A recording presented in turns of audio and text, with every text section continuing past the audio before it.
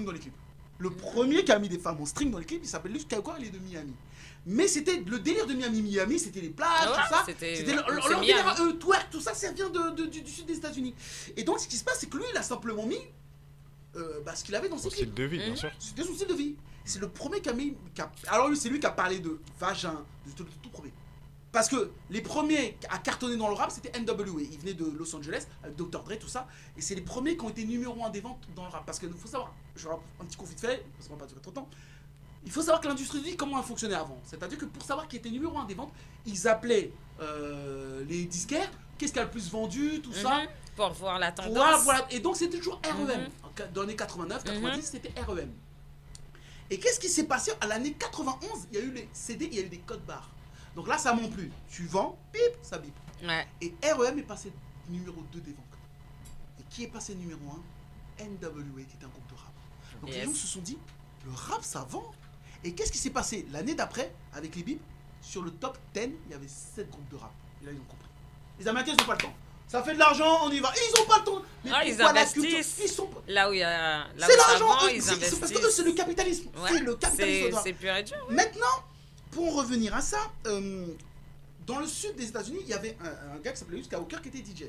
Et eux, ils avaient faim, ils avaient la dalle. Et ce qui se passe, il n'y avait rien pour eux. Et dès que même ils faisaient une petite soirée, ils mettaient un peu de musique, ils dansaient juste à deux. Les flics arrivaient, toi, qu'est-ce que tu fais? Je t'appelle. Il y avait surtout un flic qui parlait d'un flic là-bas.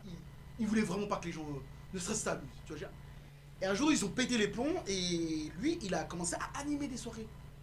Et ça commence à cartonner. Et donc, il y a un son que lui mettait, c'est des mecs de Los Angeles, et il voyait que les gens pétaient les plombs. Et ça s'appelait True Life Crew.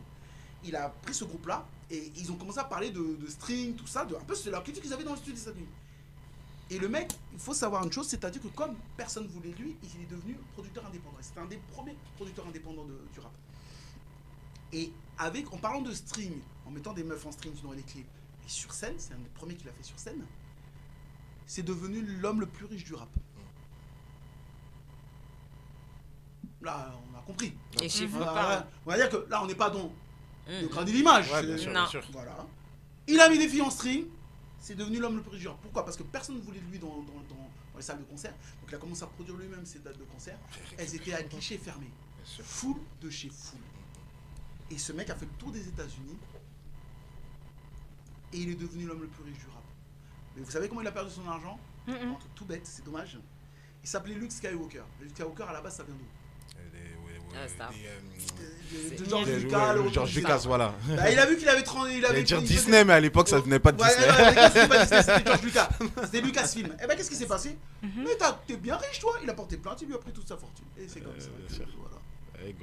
Avec les droits, parce qu'il n'a pas le droit. Enfin, c'est une question de droit. Il peut pas prendre. Non, c'est un personnage fictif. Et c'est un personnage fictif, mais ça lui appartenait. Ouais, bien sûr. Mais par contre, il y a un truc qu'il faut savoir sur cette personne-là.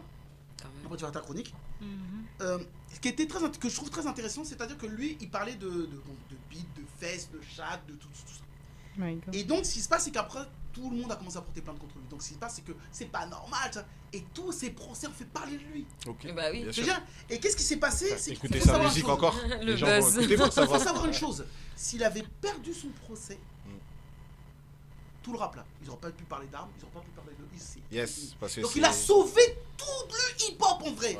Si aujourd'hui les mecs, non, on a des armes, c'est lui. C'est ce que je veux dire. Il a servi de jurisprudence. Ce mec-là, il a une influence pas possible. C'est-à-dire qu'aujourd'hui, même jusqu'aujourd'hui, les rappeurs américains mettent des filles en string dans leur clip, c'est lui. Tu vois. Donc moi j'ai fait une vidéo à quel point aujourd'hui même les Kim Kardashian, les filles d'aujourd'hui, lui doivent quelque chose. Tu vois, j'ai fait toutes des vidéos qui s'appellent Faire l'enfant, je vous donnerai les liens.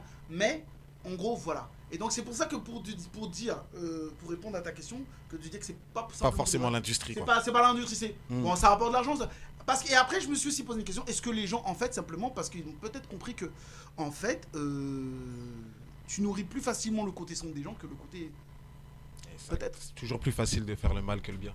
Voilà. Mais après, est-ce que c'est peut-être aussi plus facile de céder aussi? Donc voilà. Donc tu vas faire ta chronique et on finira là-dessus. Donc ta chronique, merci beaucoup. C'est pour toi, c'était ton moment. Voilà. Bonsoir, chers amis auditeurs et auditrices. Alors, nous allons sur la chronique bien-être, beauté.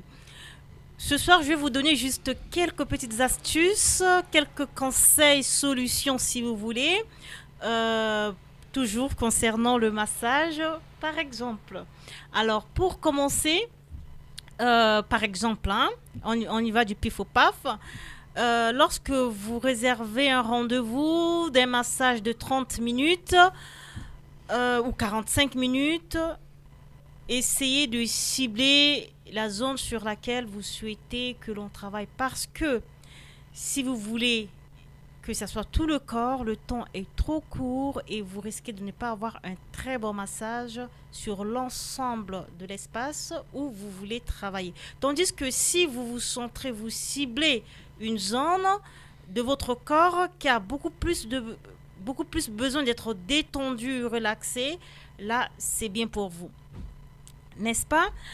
Là, c'est une chose. Fréquence de massage, choisissez 1 à 2 fois par semaine pour faire votre massage. Sur ce, je vous souhaite une excellente soirée. Très bonne soirée à vous. Très bonne soirée. Merci. Voilà. Mais en tout cas, donc, vous allez donner vos réseaux sociaux. Donc, on a fini par toi. Tu commences par toi.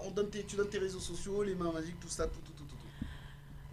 Artois, les mêmes magiques aventures des cultures, 6 rue du docteur Silly, 6 rue du docteur Finlay, 75 015 Paris, métro Biracam. Voilà, Beauté si et bien-être. Si vous voulez un petit machin, une petite réduction, vous passez pas, vous dites, vous venez de la part du Chicken Moubouchou et vous fera. Voilà. Sur certains. Je suis sur les différents réseaux sociaux, voilà, sûr et certain. De la part de Chicken Boubou Show, réduction 20% assurée. C'est ça, non? C'est clair. Voilà. C'est cool, on va passer. Hein. Tes réseaux sociaux pour. Si vous veulent te joindre, te contacter. Ouais, si vous voulez me contacter ou me joindre sur TikTok ou Instagram, c'est Amour et Conditions. Voilà. Tout simplement. TJ. Ouais, moi, écoutez, moi pour me rejoindre, c'est sur l'Instagram des events. Hein, c'est Money Moon. Money comme l'argent, Moon comme la lune.